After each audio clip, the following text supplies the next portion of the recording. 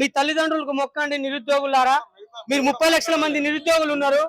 మీరు తలా ముగ్గురు ఓట్లు వేపించుకుంటే ఇలా 90 లక్షల ఓట్లు పడతాయి. దానివల్ల 90 సీట్లు నేను గెలుస్తా అని చెప్పేసి ఆ రోజు మా కాళ్ళు మొక్కి రేవంత్ రెడ్డి మమ్మల్ని మేము తల్లిదండ్రులు కాళ్ళు మొక్కి అలా కాంగ్రెస్ పార్టీ అందలం ఎక్కిస్తే ఈ రేవంత్ రెడ్డి గారు ఏమంటారంటే నేను గుంపు మేస్త్రి అని చెప్పుకుంటాను. నువ్వు గుంపు మేస్త్రి వాస్తవమే, మేము కాదంటలేము.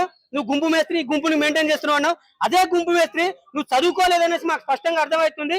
నువ్వు తాగి మాట్లాడినావా తాగకుండా మాట్లాడినావా మాకైతే తెలియదే. కానీ ఇవాళ ఒకటే చెప్తా ఉన్నావు రేవంత్ రెడ్డి, ఇవాళ నువ్వు 30 లక్షల మంది నిరుద్యోగులను నువ్వు బావిలో దూకి చావు, నువ్వు ఎండ్రిని దాగి చావు అని చెప్పేసి మాట్లాడటం ఇది మీ హోదాకు తగ్గట్టు కాదు.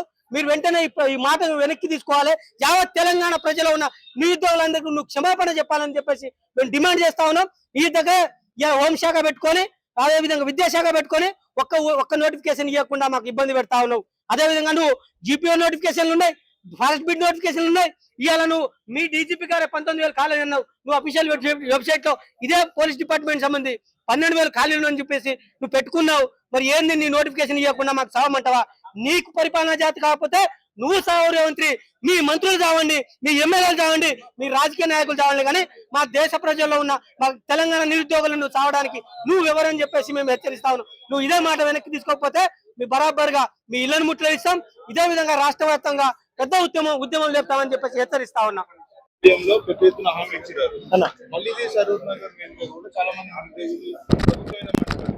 అన్న అసలు ఎంత బాధాకరమైన విషయం అంటే దేశంలో ఏ ముఖ్యమంత్రి అయినా కూడా నిరుద్యోగులు మీరు నిరుత్సాహపడద్దు, నేను వేలాదిగా మీకు ఉద్యోగ అవకాశాలు ఇస్తాను, ఉద్యోగ కల్పన చేస్తాను, మీరు అసలు నిరుత్సాహపడద్దని చెప్పేసి ధైర్యం చెప్పవాలని చూసినాం. కానీ నిరుద్యోగులు మీరు చచ్చిపోండి అని అనే ఒక వ్యక్తిని, ఒక ముఖ్యమంత్రి హోదాని ఎక్కడ మనం చూసినామా?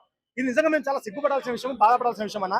సో కాబట్టి ఆ రోజున రేవంత్ రెడ్డి గారు ఏమన్నారు, ముఖ్యమంత్రి అయిన వెంటనే ఈ నిరుద్యోగుల వల్లనే నేను ఇలా గద్దెనెక్కిన అన్నాడు.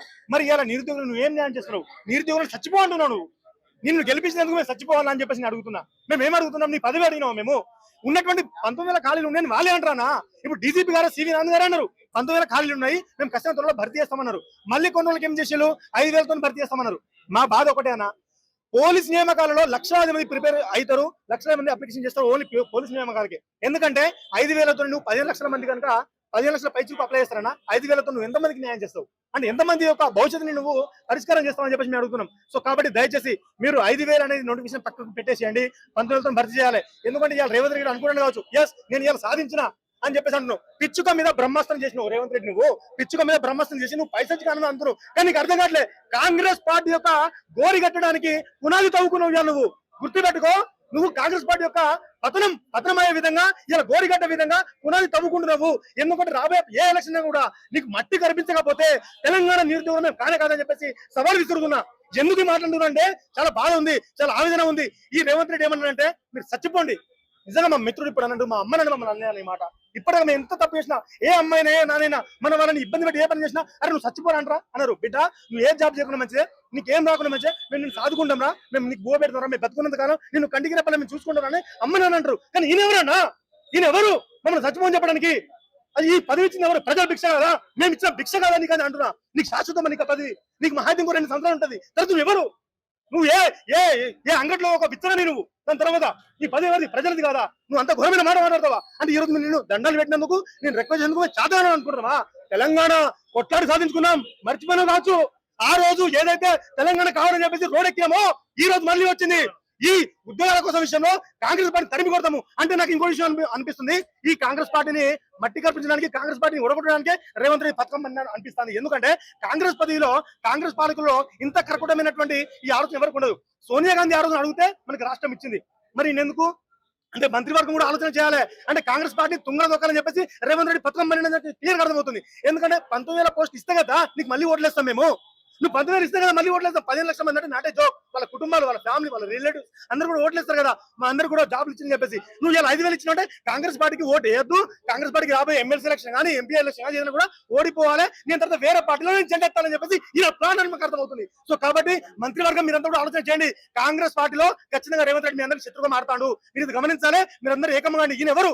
మీకున్నటువంటి హోదానే ఈయనకుంటది. మా అయితే ఒక ముఖ్యమంత్రి ఒక ప్లేట్ పెట్టుకోవాలి అంతే తప్ప మీకున్న హోదా ఆయనకు ఉంటుంది. కాబట్టి దయచేసి 5,000 పోస్టులు విత్డ్రా చేసుకుని 19,000తో రావాలి. ఎందుకంటే రేవంత్ రెడ్డికి మళ్ళీ అవకాశం ఇస్తే తెలంగాణ వర్సల్ అని బోర్డు పెట్టేసరి ఈయన అంత ఘోరమైనటువంటి మనిషి అని చెప్పి మనకి అర్థమవుతుంది. కాబట్టి దయచేసి అందరూ గమనించాలి. మా ఒక లాస్ట్ ఏమన్నా 2034 వరకు నేనే సీఎం ఉంటా నో నో నో నో అది లేదు అక్కడ పగటి గలలు అది అయిపోయింది ఈ రోజునే అయిపోయింది ఈ కాంగ్రెస్ పార్టీ పతనం మొత్తం స్టార్ట్ అయిపోయింది ఇవాళ సో కాబట్టి ఒక హంబల్ రిక్వెస్ట్ అన్న దయచేసి ఇప్పటికీ మళ్ళీ చెప్తున్నా ఏం లేదు ఫినాన్షియల్ అప్రూవల్ కూడా అయింది కదా అది బ్యాక్ తీసుకోండి 19 భర్తీ జరగాలి వయోపరిమితి కానిస్టేబుల్ 30 సంవత్సరాలు ఎస్ఐకి 30 సంవత్సరాలు ఇస్తే మాత్రం బాగుంటుంది భక్తి పట్టగడతారు మీరు లేకపోతే రోడ్లనే తరిమిదని కోరుతుంది అన్నారు జై తెలంగాణ.